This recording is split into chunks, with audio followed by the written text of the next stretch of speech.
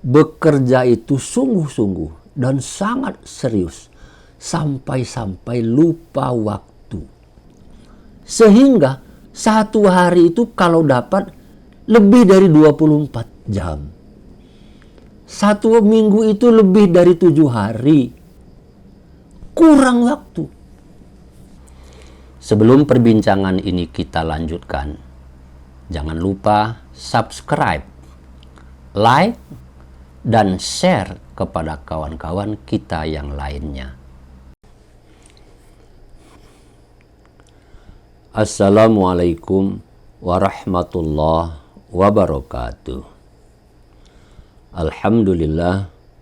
Allahumma salli ala nabiyil hashimi Muhammadin wa ala alihi wa sallim taslima.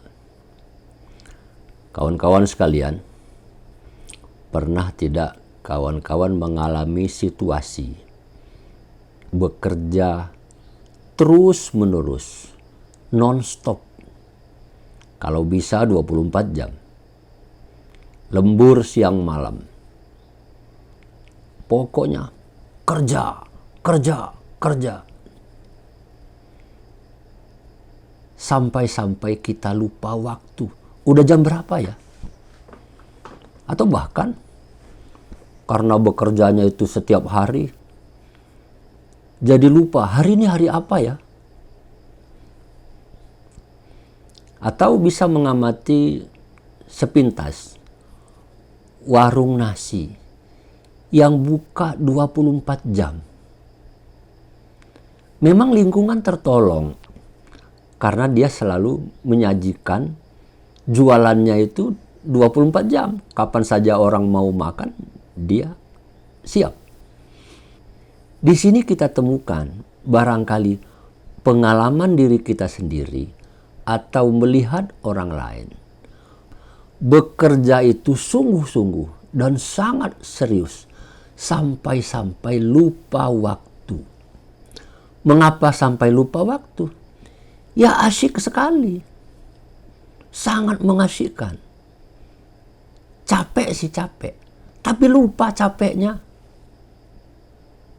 Bukan hanya bekerja dalam artian mencari uang seperti warung makan yang kita sebutkan tadi.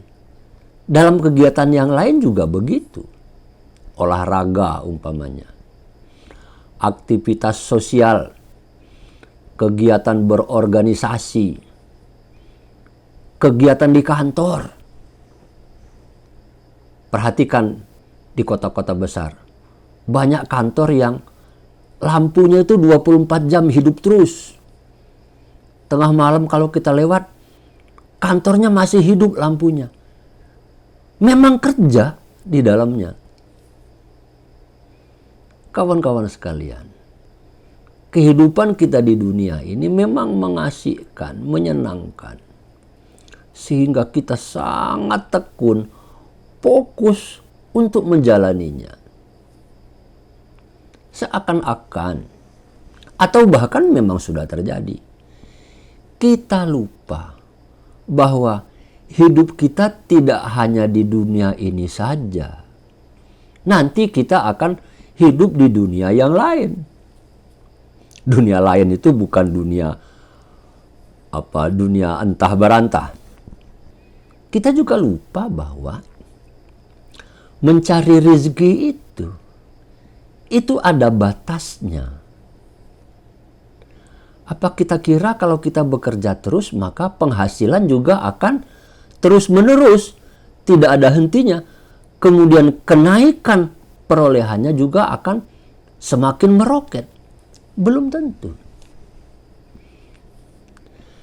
Kita sangat percaya kepada diri sendiri bahwa apa yang kita kerjakan, apa yang kita lakukan pasti mendapatkan hasil. Sehingga kita lupa diri. Kita lupa waktu. Kita lupa sesungguhnya hidup kita ini ada yang mengendalikan. Yakni Allah Subhanahu wa ta'ala.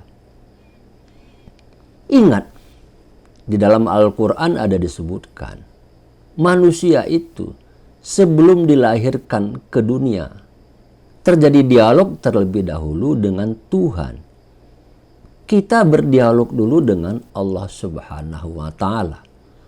Allah bertanya kepada kita, alastu birabbikum, wahai calon manusia, apakah kamu mengakui bahwa aku ini adalah Rob kamu?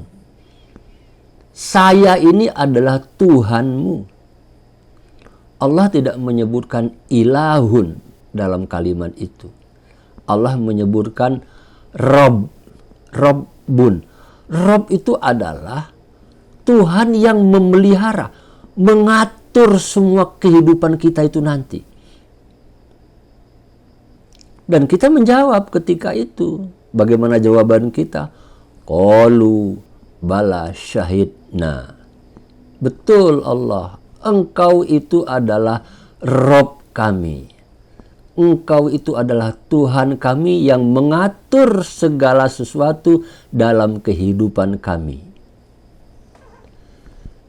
Tapi kita setelah lahir lupa. Kata sebagian ilmuwan mengatakan, mengapa kita lahir menangis? Karena kita menyesal, kita lupa ngomong apa sama Tuhan. Perjanjian kita dengan Allah itu apa? Lupa, jadi nangis kita ketika lahir. Dan setelah kita hidup, menjalani kehidupan di dunia, setelah kita besar, dewasa, tua, lupa semua bahkan.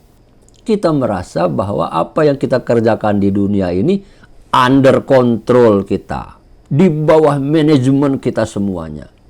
Sehingga banyak di antara kita, barangkali juga kita mengalaminya sendiri. Saya mengalami juga sebetulnya. Kita jadi lupa konsentrasi mengelola kehidupan kita di dunia ini untuk mengejar target-target tertentu. Sehingga satu hari itu kalau dapat lebih dari 24 jam.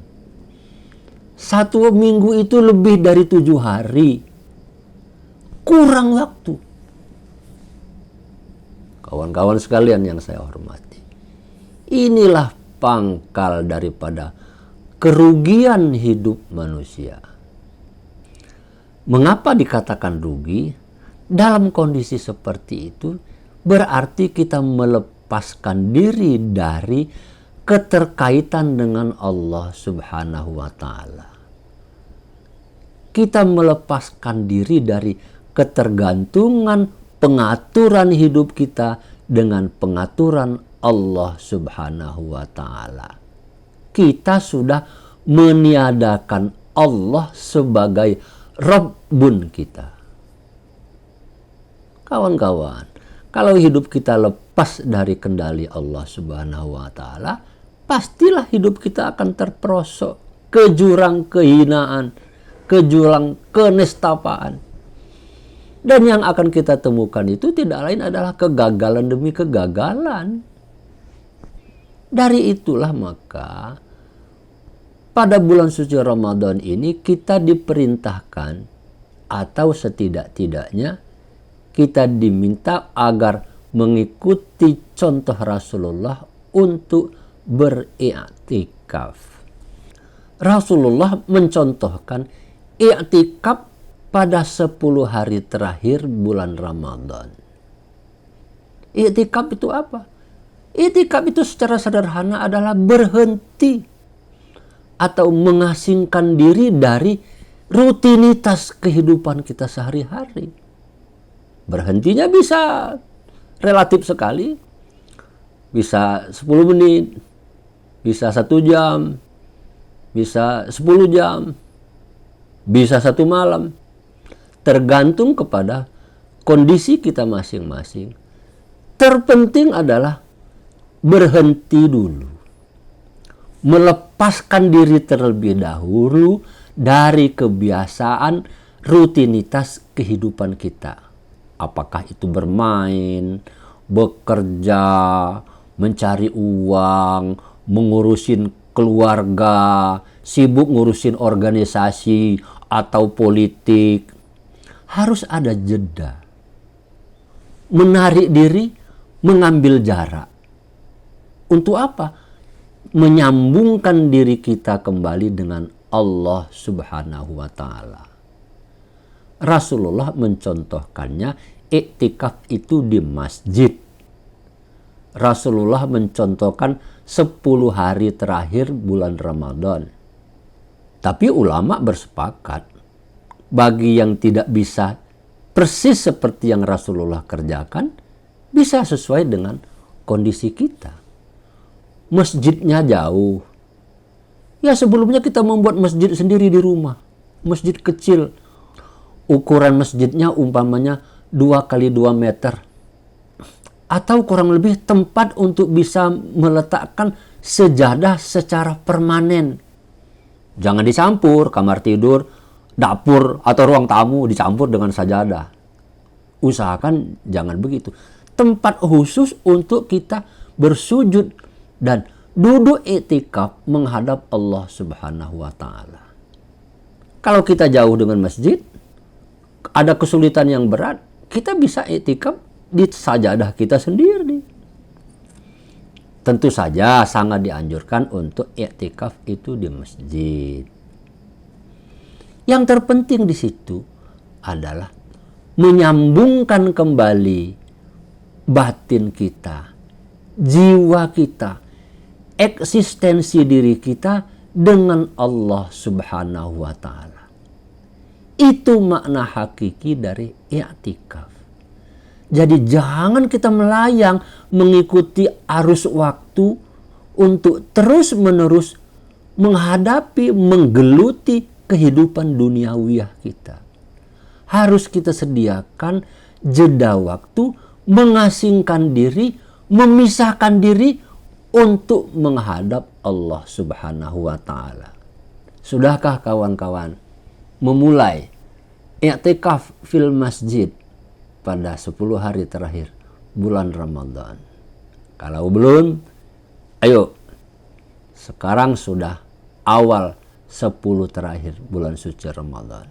Lakukan i'tikaf agar diri kita tersambung kembali dengan Allah Subhanahu wa Ta'ala.